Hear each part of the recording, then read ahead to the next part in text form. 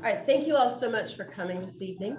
I hope you've all grabbed our extremely low-calorie snacks and the high-calorie water that is available. We have a really amazing guest this evening. Adria has been the Director of Refugee and Immigration Services for Lutheran Services of the Carolinas since 2007. Am I correct? She's been doing this for a while. And she also has a pretty amazing backstory that I will let her share. I'll sit in your. You're good. Someone online. Okay, thank you all for muting online. So thank you all for being here, and I'm going to let Adria tell you her story and her history and how timely this is as we are facing the refugee crisis in Ukraine and how we'll be able to prepare and to help moving forward. So thank you very much for being here. Well, thank you for the warm welcome. Thank you for the introduction. My name is Adria. I'm Director for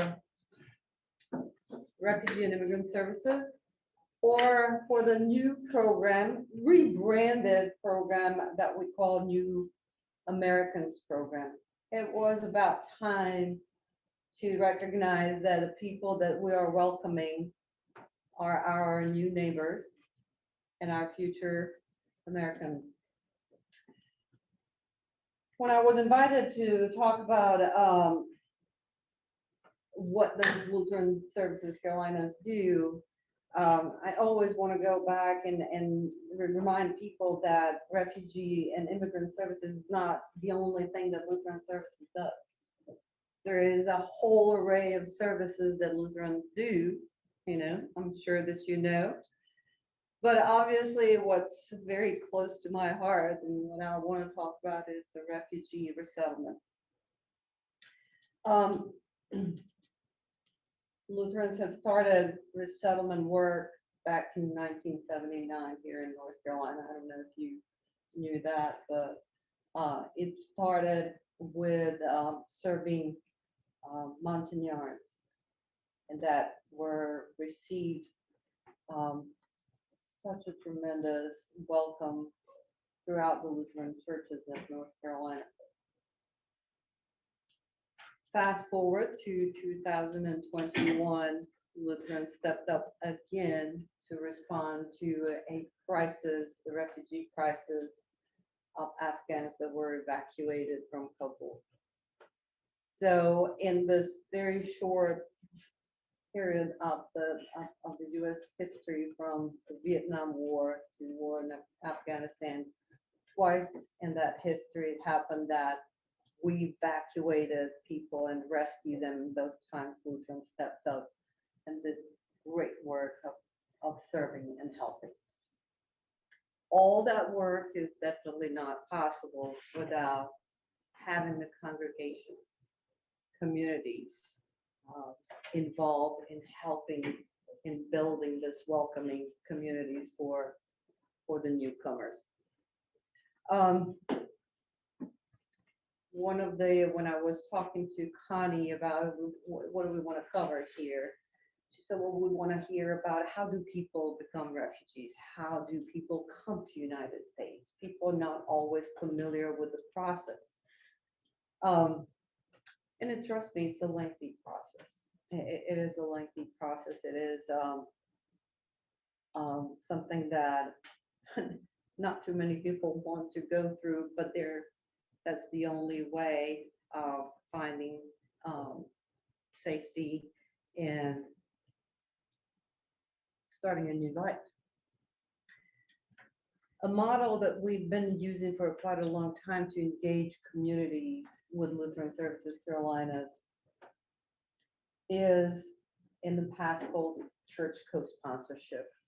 Well, a couple of years ago, we decided that, co-sponsorship sounds like we're asking for people to sponsor, we're in the, the world of sponsorships. That's not what we're looking for. We're looking for building the circles of welcome that will surround newcomers and help them go through the process of building and rebuilding their lives and feeling welcome and help them on their path to integration. So the circle of welcome,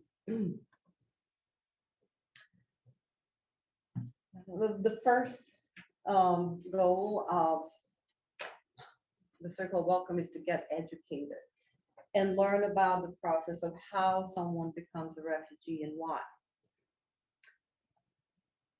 Why does someone become a refugee? Is because they flee their home because of the fear of persecution for their reason of being persecuted for their race, their religious beliefs, political views,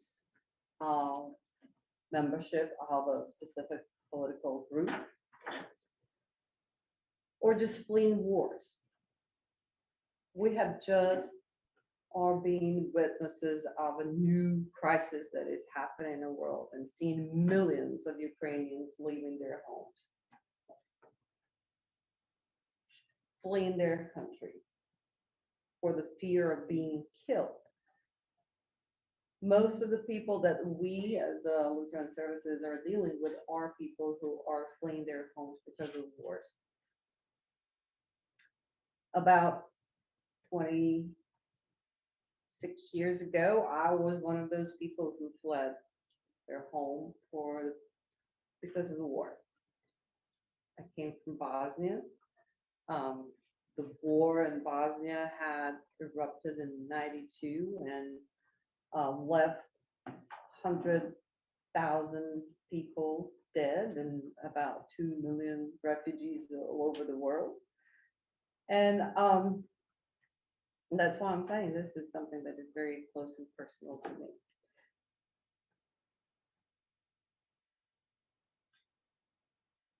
So how does someone become a refugee? So if you can imagine, you're watching the news, you're seeing the bombs falling, and then what I hear the most, and I try to avoid watching the news for very reasons, because it's very close to home. People either choose to stay and fight, or they leave. Those who leave, they leave from one place to another, trying to find safety, and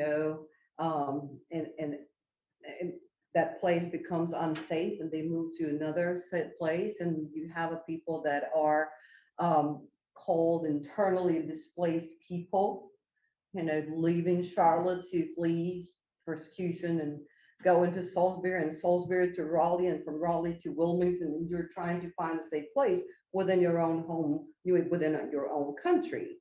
But when there is such an escalation, your only choice is to cross the border and find safety in the neighboring country. When we have a situation that, we already know that the escalation is happening, the conflict's going on, persecution is happening, usually in that neighboring country, the local authorities are providing some assistance to the new arrivals. That still does not give them an official title of a refugee. For someone to become a refugee, they need to be registered with the United Nations High Commissioner for Refugees organization that usually sets their offices in those receiving countries and register people. Why are they registered? Of course, so they would know who's coming out, to get the documentation, go through the proper process, register as a refugee so they can continue to receive assistance. Because at that point, it's obvious that people are not going to be able to go back home that soon.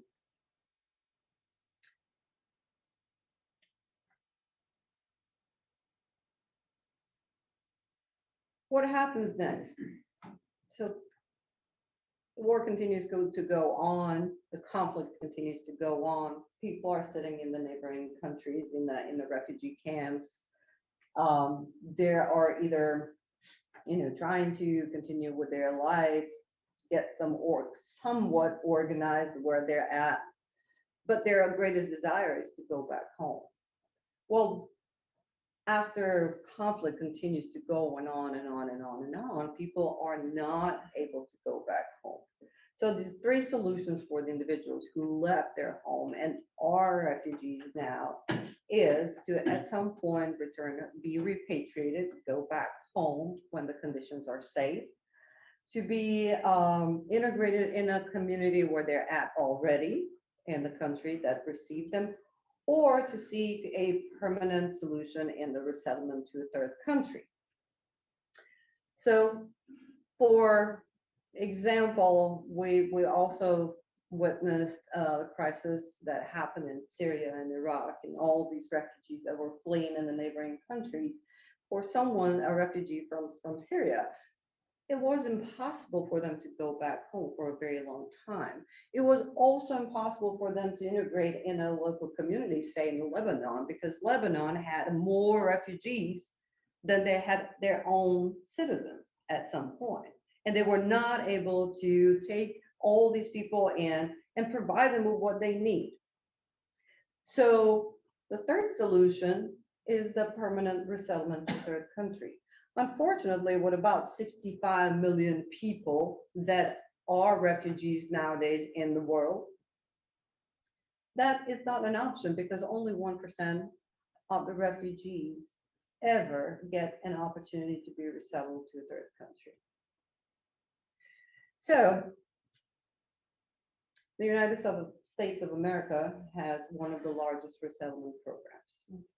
We know that with the past administration, those numbers were slashed to a minimum, and we face the lowest number of refugees ever received in the United States. The new administration is providing promises to increase the number of refugees admitted to the United States. How does that happen? How is it determined how many people and who will be received in the United States? Yes. How long do folks usually spend in refugee camps? Well, it depends. We've seen, and just, go into the recent history with Syrians that I already mentioned. The war had lasted for how many years? People are still in refugee camps. We had a situation in Burma, now the country's Myanmar, formerly known as Burma, that had the conflict going on for years. We had people that we resettled from Burma that were in the refugee camps in Thailand for 25 years. So several generations of people were raised in the refugee camps, waiting for the U.S. to determine that this is a population of interest to be admitted to the United States as through their U.S. refugee admissions program. So people would wait in refugee camps for 25 years, for 2 years. Somebody would be very lucky and have a very strong case, and they would be admitted within a year. It really depends. Every case is looked at on case-by-case basis. So for someone to even be admitted to the U.S. refugee admissions program, I was mentioning the U.S. has one of the largest resettlement programs in the world. Organized refugee resettlement programs. What we're seeing now with the Ukraine, millions of people crossing the border and coming into Europe. Europe is offering a temporary protection. Eventually, these people will be seeking asylum. How many would be approved asylum? That's questionable. But the U.S. Has a resettlement program that every person that is applying for the resettlement to U.S. goes through the vetting process overseas, all the background checks, all the medical screenings, all the cultural orientation, all of that is happening overseas. Once they're approved to come to the United States, they come here with the status that immediately puts them on a path to the citizenship. That's why this program is awesome. It does not offer a temporary solution for people. It gives them hope for life. So, May I ask you quickly, so Absolutely. that program you're just speaking of, is that already once they have applied with the United Nations, like High Commission, or that's a totally separate? okay. Um, so person crosses the border, applies for, registers with UNHCR. They cannot go back home. They cannot be integrated into the country. Their solution is resettlement to a third country. They have to be referred to the U.S. Refugee Admissions Program by UNHCR or by the U.S. Embassy. Just in the very recent months, it has been, the new cooperative agreement gives a guideline that the specific NGOs can refer a refugee into the U.S. Refugee Admissions Program. Once they receive that referral, that's when they can apply to come to U.S. Their application is reviewed by the Overseas Processing Center officers. Their background check is, they start with the initial interview. They collect all the data from each applicant, and they they go through extreme vetting process where the Department of Homeland Security is involved, international organizations that, I'm forgetting the name. It's the anti-terrorist organizations. They're just matching the name of every applicant with any possible list. So they go through the extreme vetting process.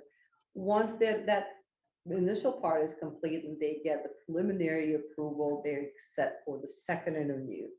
They go through a second interview. Every member of a family is interviewed separately.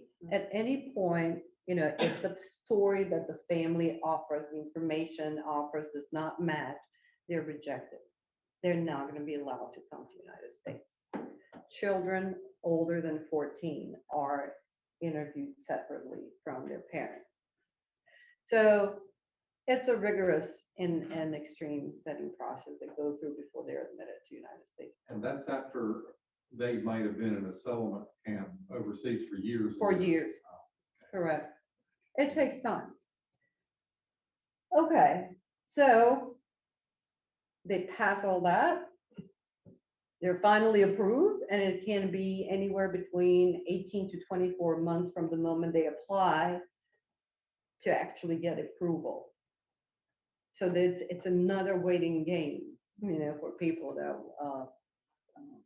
trying to get to safety. Once they're approved, they receive a notification of travel from the International Office of Migration that organizes all the travels for refugees from overseas. International Office of Migration, when interesting fact, they organize and schedule the traveling. Every refugee pays for their travel. It's not a free trip. Before they get on the plane, before I got on the plane, I signed a promissory note that I'm going to repay my travel loan. So they come with a loan, which is great. It also helps people build their credit history. Coming to the United States, we all know credit history is very important.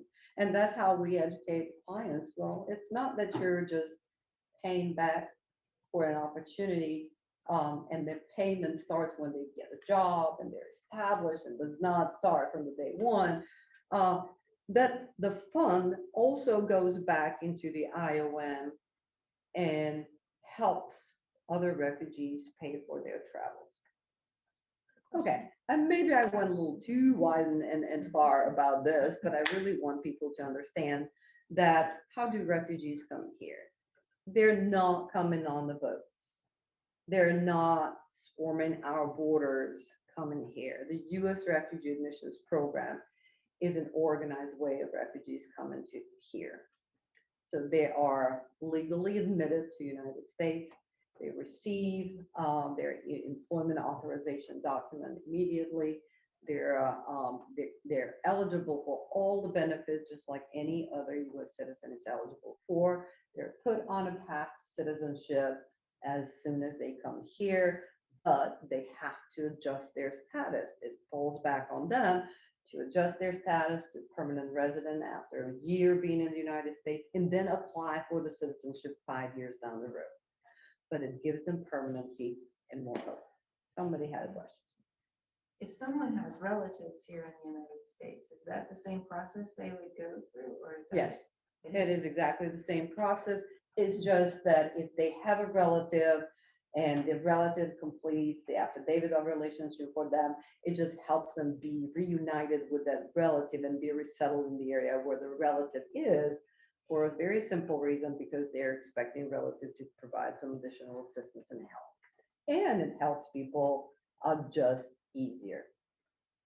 Okay, so all that, we come to United States. This is just a summary of what I was just talking about. You know, and I'm going to be able to email, I already did email this PowerPoint. If you're interested to have the access to the PowerPoint, it can be emailed to you. It's just a review of all these steps that we were talking about prior to the resettlement. Are there advocates there to help them through that process? Are you talking about some specific groups? Not necessarily. There are people that are there to help, depending really on, whether there is a refugee camp in Africa, in Kenya. It's called Kakuma. It houses more than 1 million people. There's a lot of different humanitarian organizations, NGOs, advocates that are there trying to educate people and help. It's like a big, big city. And for people who are staying there for a very long time, having those advocates, having those NGOs, volunteers that would come and help is critical. Some don't have access to it, really.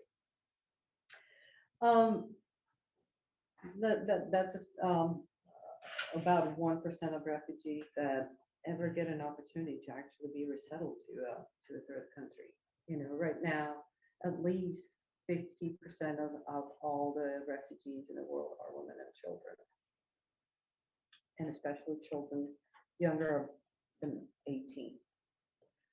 I started talking a little bit about how to determine who's going to be coming to United States, what part of the world, how many people.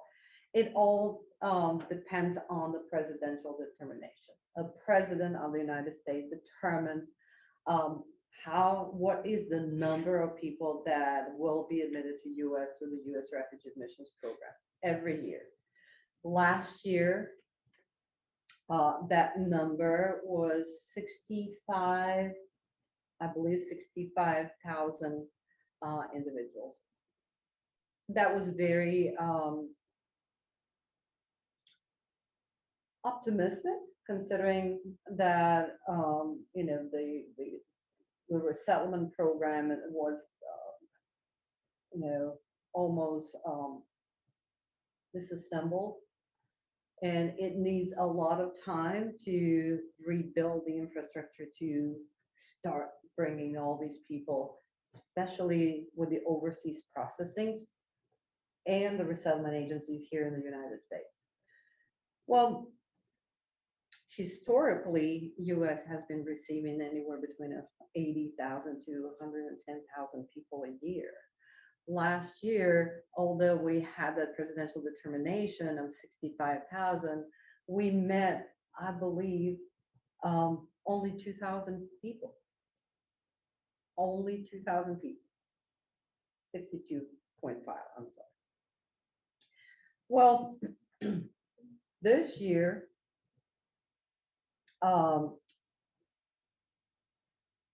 presidential determination is 125,000. And that is based on the federal fiscal year, which starts October 1st and runs through September 30th. We were going to receive 125,000 people. again, that is what we're hearing, that is not going to happen. But we know that we have received almost 70,000 Afghans who were evacuated. And, with that situation happening so rapidly and we had to respond so quickly, all the other resettlement, the U.S. Refugee Admissions Program was put on hold.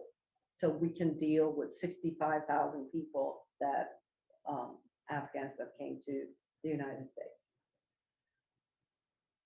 Again, president determines of the numbers. President also determines what parts of the world and what groups are going to be admitted to the United States.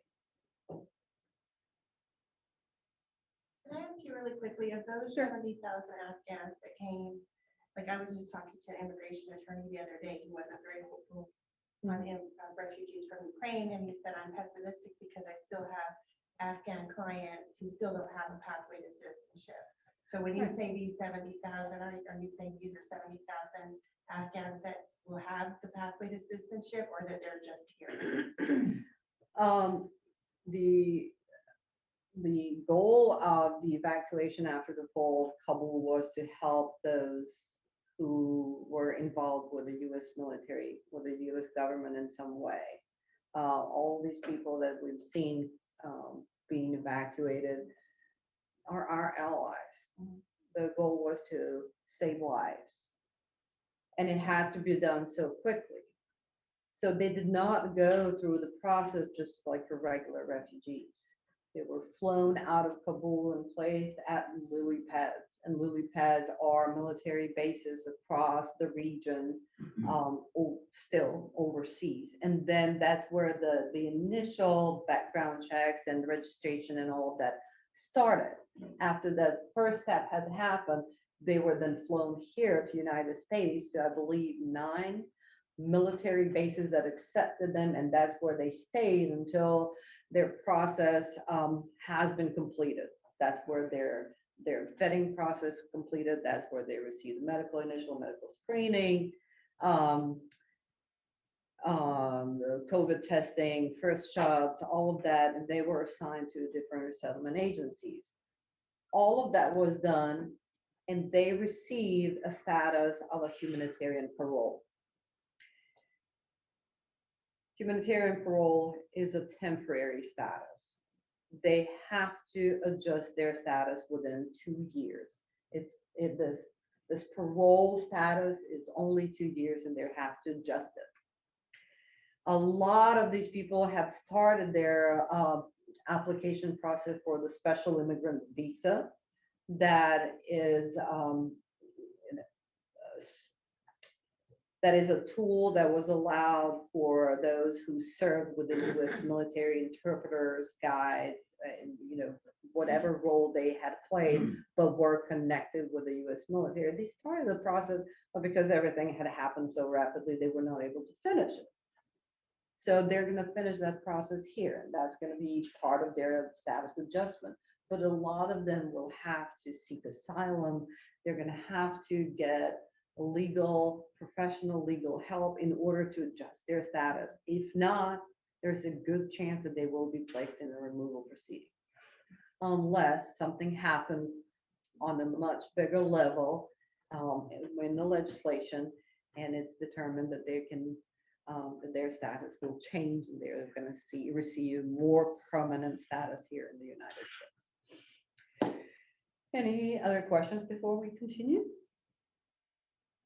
No. Okay. Well, the role of the resettlement agencies. Lutheran Services Carolinas is an affiliate of a national voluntary agency, Lutheran Immigration and Refugee Service, LIRS. There is acronym for everything, obviously, so I am going to be referring to them as LIRS. There is 9 national voluntary agencies.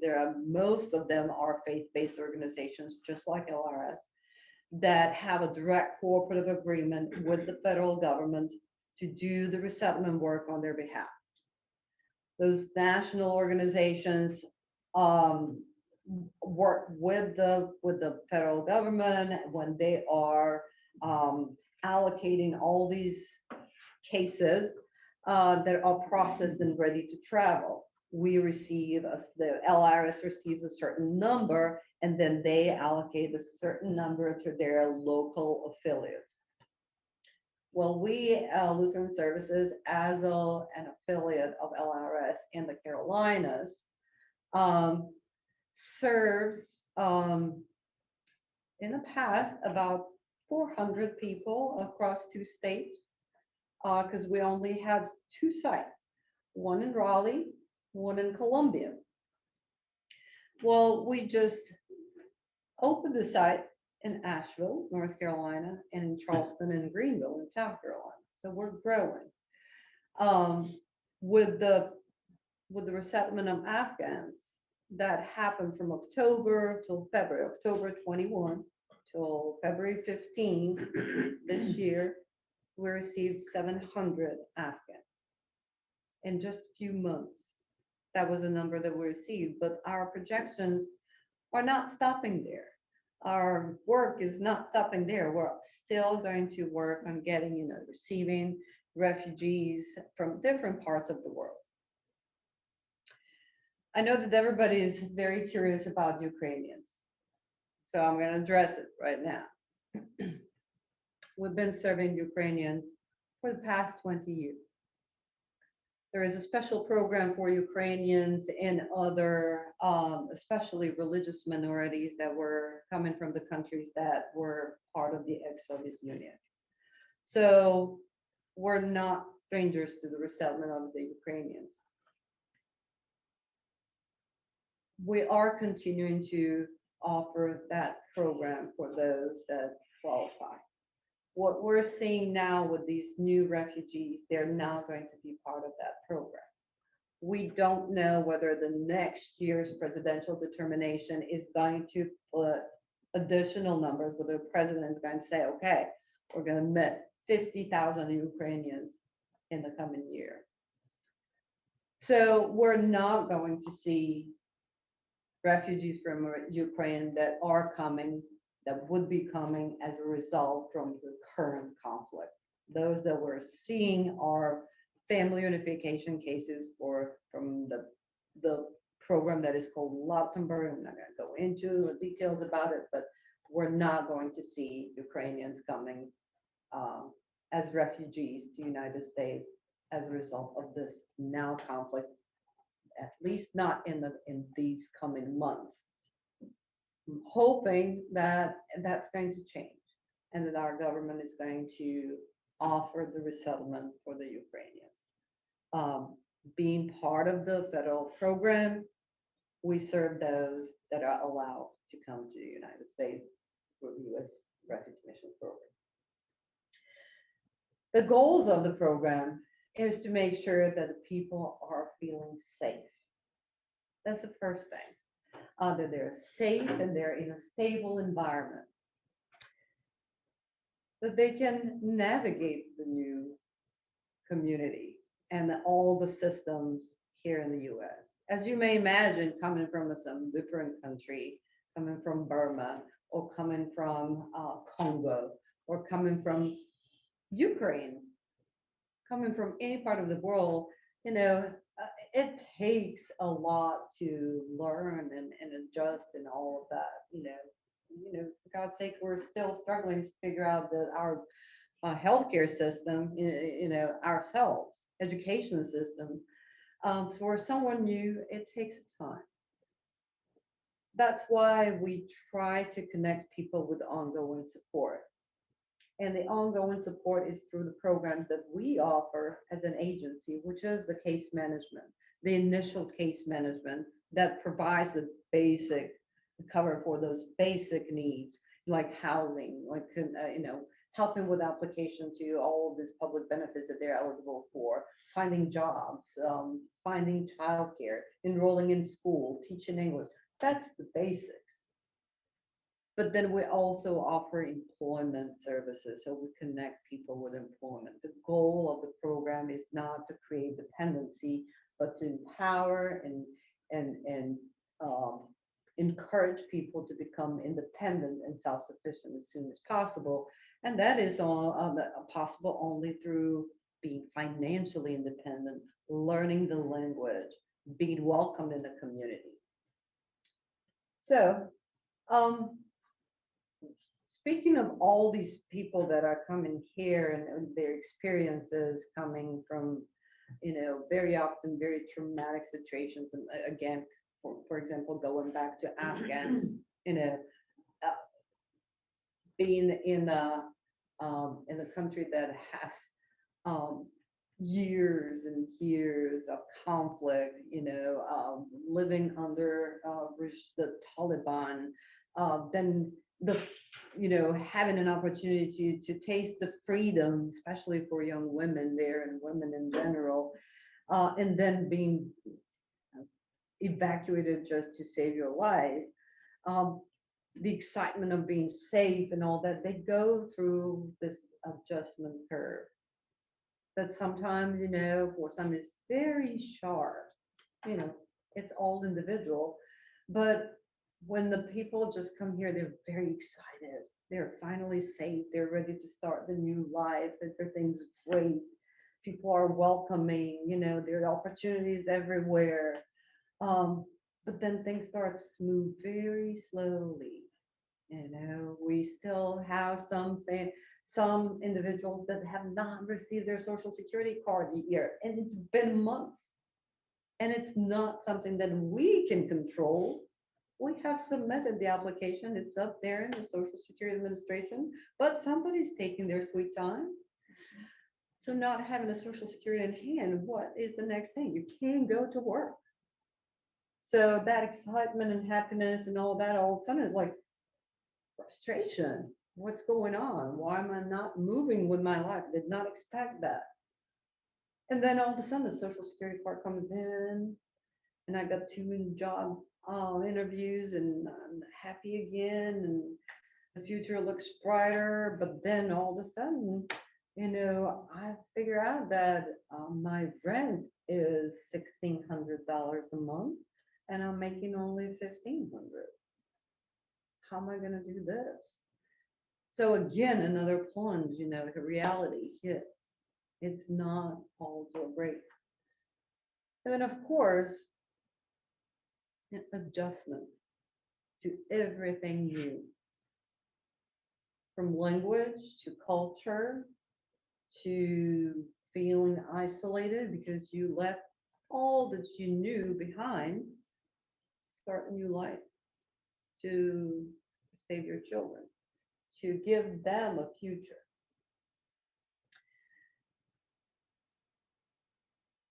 So, how do we help people overcome all these ups and downs and make it smoother and easier? Is by offering a long welcome. Everybody gets excited and about helping and going to the airport and welcoming the family, and we're gonna have all these personal hygiene kits and welcome sign and all of that, and the excitement is great, and it lasts for a month, and then church or a group or whatever move on to the next project. That's not a long welcome. It's a short-term project. What we need is that long welcome so the families feel like they belong. So this is a new home. And how do you feel like that your home is the people around you that don't look at you as if you're a stranger, but they welcome you although you are a stranger. So this is where the circles of welcome step in. What is a circle wall? Being a faith-based organization, that's the first groups that we approach. Go into a church and to go into faith groups and ask them to organize themselves and become being a part of the resettlement and the welcome of the family. How do we do that? Well, this is the first step. This is the first step. Learning about what we can do. Learning about who are the people that are coming into our communities. What is that you do? Let me see. Okay, here we are. Recruiting volunteers. I see a good number of people here. Some are very busy. They just came here because they want to learn more, and they're gonna sleep on it, think about it.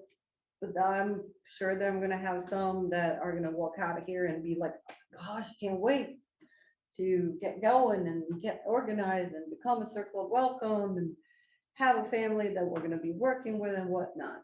So the first thing is to speak about what you heard tonight. Talk to other people.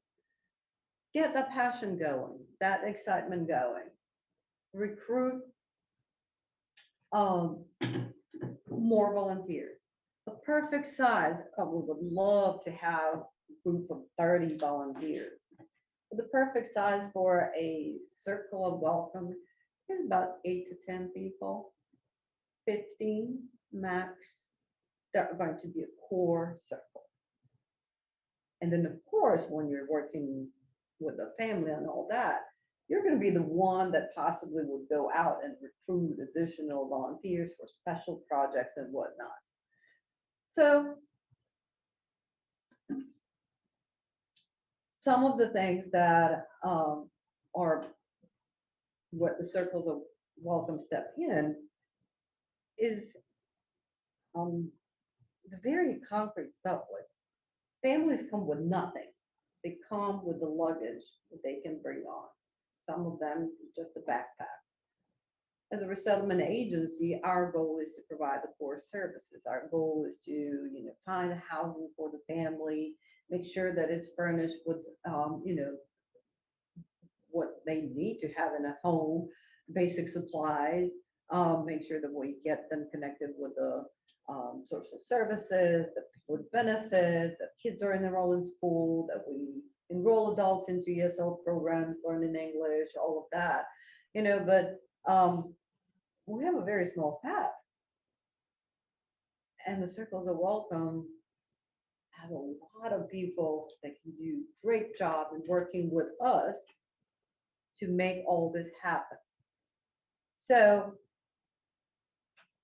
if a circle of welcome collects furniture, donated furniture, that to furnish an apartment, that's a huge help. Be at the airport and welcome the family. Show them that they're welcome, that they're coming here to a good place. Prepare a culturally appropriate meal, and when you come from the airport and transport family to their apartment, you share a meal. You welcome them. This is all different ways to help. But the greatest help is just offering that support as they are navigating through all the steps that are in front of them, learning about the system, learning about the community. Having a friend is the goal of a long welcome. Having friends. Okay. Well, integration leads to belonging. I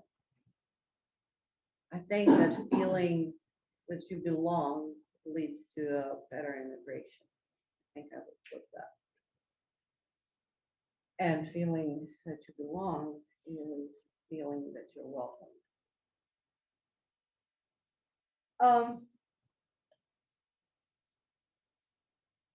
I know that I think that this concludes the presentation. We're going to open it to questions. But I know that perhaps Lutheran is in Charlotte. We don't have a program in Charlotte, not yet. Not yet. We are looking into a possibility to open an office in Charlotte, the resettlement program in Charlotte. And I'm hoping that that is going to happen. We would love to have it, but it does not depend only on our desire to have a program and offer assistance to newcomers. There is a process where we have to apply for the opening of a new resettlement site, consultations with the local stakeholders, exploring the communities and see whether this is something that the community would really like to have here. What are the other benefits of for the clients to be here in Charlotte and whatnot. It's a lengthy process, but it's definitely something that we want to explore. That's why I'm excited of being here tonight, because this is a planting a seed. I'm hoping that once we are here in Charlotte, that this group is going to be one of the first one to create a circle of welcome. Meantime, I mentioned 5 different sites. Columbia is just an hour and a half away. Asheville, Raleigh, Charleston, Greenville. We have circles of welcome already on the ground. We have done a tremendous job for settling and receiving 700 Afghans in the first quarter and a half of a year. But we are going to continue to do this kind of work. We had more churches in Charleston and Greenville and Asheville than we had clients to match them with a circle of welcome. And that is exciting. But we continue to receive inquiries from churches that are not so close. And they say, oh, what can we do? Well, there's a lot that you can do. First of all, we can link you to a local church that is doing the groundwork in one of those 5 sites. And you can become their support church. You can become their remote partner.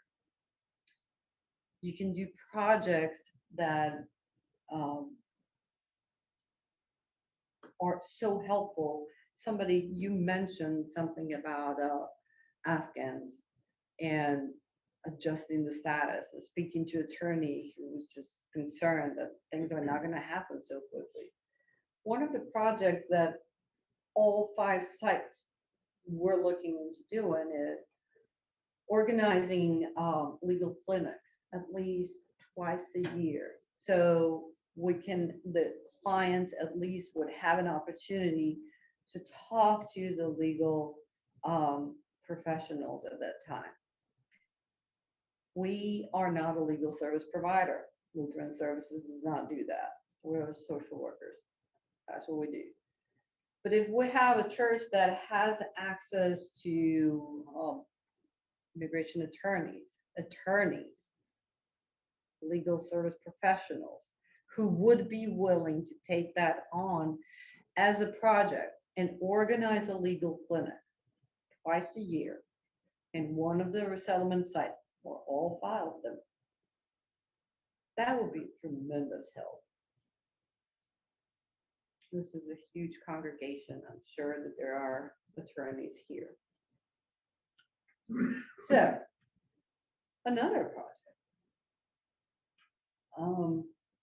I mentioned something about connecting a local church that is close to the resettlement site, that is working with the family, and a remote one. We know that we are facing a housing crisis anywhere in the United States. Finding a housing for a family of 10 is not an easy task. Finding a housing for a family of 10 that has only one employable in Charleston or Asheville is almost impossible. Affordable housing there. having emergency assistance funds that we can tap into to help the family with just another month of rent until they get a job and their second paycheck in place or third and whatnot. That's a tremendous help. We're not here to raise money. I'm just bringing up a point that is huge in the resettlement, setting up people for success. And that little help that we can give them as they're just starting goes a very long way. Goes a very long way. Okay. There are other things, of course, that we can do. And, I did mention personal hygiene kits. As the groups are working together and putting those packets together, talk about the refugee crisis in the world and how much that personal kit actually means for someone who comes, gets off the plane, and has nothing in their backpack. Those are things that we can do. Bringing awareness, advocacy. Going back to Afghans, they may be placed in a removal proceeding if they don't adjust their status in 2 years, unless something happens on the legislative level. We can pick up a phone and call Congressman. We can. Questions, and thank you for a very nice presentation. The issue of refugee resettlement, although the numbers are overwhelming, seems to be a rather organized process. Mhm. Where, on the other hand, asylum seeking at our southern border seems rather chaotic and hopeless, and is a separate process from refugee resettlement. So seeking asylum is different from seeking refugee status. Correct. But they are also have to prove that there's some persecution going Yes. on, but it's not a war. Right. So I don't know if you can see, your organization does not deal with those folks who are coming in from asylum at the southern border, or do that? No, we do not work with asylum seekers. We do have a program for unaccompanied minors, the children that are crossing the border and coming to United States unaccompanied, fleeing persecution, fleeing the gang violence, trying to be reunited with parents that may be here in the United States already working. So we have a transitional foster care for unaccompanied children in Colombia. We also work with children that in the transitional foster care program to reunite them with the families here in the US. And then we also provide a post-release case management for them until they are getting through the immigration court and getting their status adjusted and determined. So in a small way, we do. And children, obviously, something that is the most vulnerable groups in unaccompanied children, and especially. So the distinction, just a very basic, the distinction means someone seeking asylum and a refugee. A refugee is coming from over there, a Overseas. country that doesn't have a border with the United States. Right. And someone seeking asylum is at our border. Right. Someone seeking asylum, they cross the border, and when they're in the United States, they seek asylum. And UNHCR, it wouldn't have anything to do with that. No. Even, Unfortunately, I mean, this is the federal government they are immigration. refugees, but in a different. In a sense. different way. Oh, yeah. Yeah. Not everybody's coming to, just to look for a job and because of their economic situation, of course, there is a good opportunity, and we definitely need workforce and people. But we are limited at what we can do at Lutheran Services Carolinas. Definitely. And we're hoping that we're gonna have a great immigration reform and that things are going to happen at a much bigger level.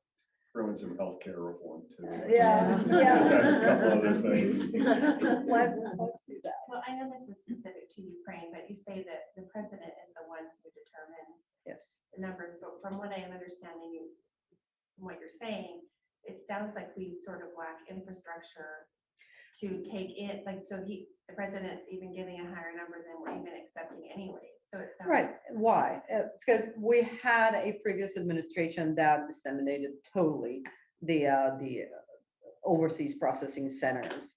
The refugee resettlement agencies, just like ours, we operated on a minimum staff because we were not seeing refugees. Just an example, in 2000, and of course, we had pandemic. So in 2020, Raleigh received 49 refugees. In 2017, right at the change of administration, we received 279. So it's not, the numbers, the presidential determination in 2020 was 15,000 nationwide. So there was a travel ban. There was so much happening that just, to rebuild all that in order to bring people through this systematic and organized way, it really requires infrastructure overseas, but also it requires rebuilding infrastructure here within the resettlement agencies to accept them. So yes, the presidential determination was 62.5 thousand. We received only 2,021. I believe that we're going to see an increase in the coming year. That's what we're hearing from our national organizations, and that's what we're preparing for. That's why they keep asking the agencies like ours to increase the capacity, so we're ready when all that push starts coming. But you don't think we'll see that this year? Not by the end of September this year. Oh, because we're going with that, okay. but Yeah, maybe we're by going with end the, of- But maybe by the end of this. Yes, I'm pretty sure that the next year we're gonna see significant increase. I doubt that it's going to be Ukrainians this year, but I don't know.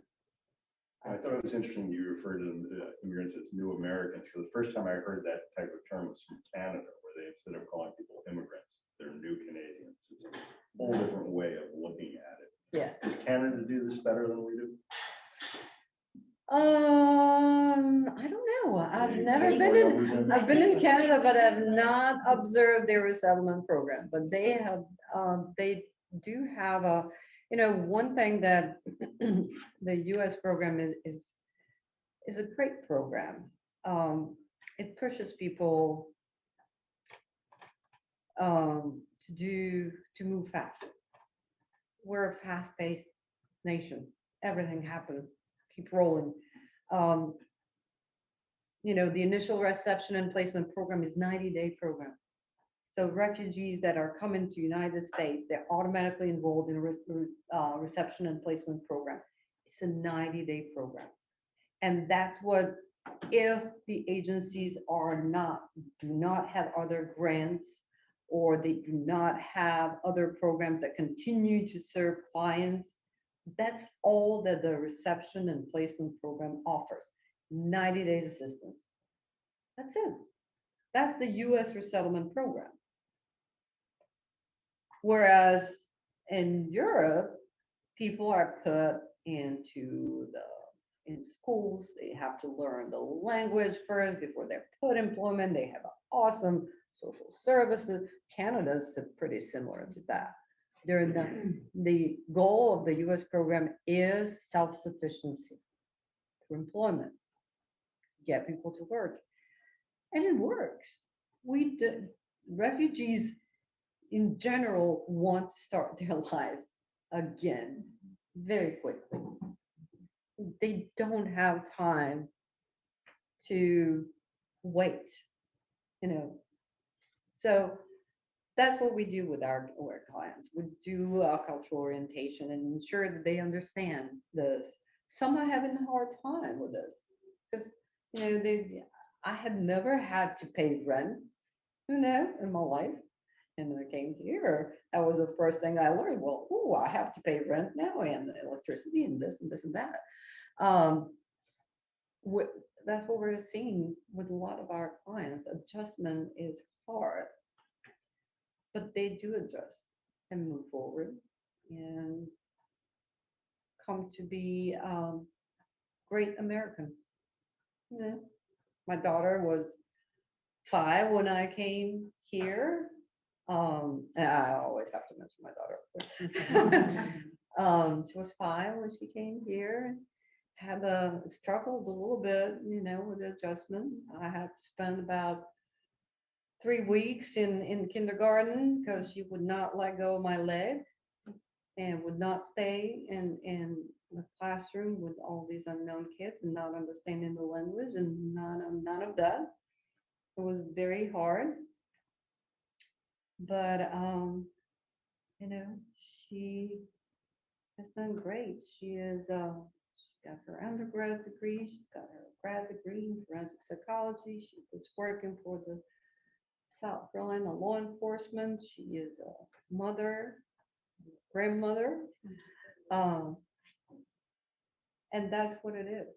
That's what every refugee, every immigrant that comes here wants to see with their kids, giving them an opportunity. So. Any other questions? So with the Afghan refugees coming, obviously there's a religious discrepancy, right? They're coming in, most of them are Muslim. Mhm. How, and Lutheran is faith just something that's not addressed, or how is that dealt with? We treat everybody with respect. We respect their beliefs. We're not in a business of converting or proselytizing. We're in a business of serving. It's about us and what we believe, and we believe that the service is what we do, and serving and helping and welcoming the stranger. Any other questions? Well, if not, thank you so much for being here tonight. It's exciting to come to a church and present and tell you about the work that we do, and I hope to hear from you. And if we're about an opportunity for some type of an engagement with Lutheran services, but if we're here come September or October, I'm sure that we're going to be back here and talking to your circle. Thank you.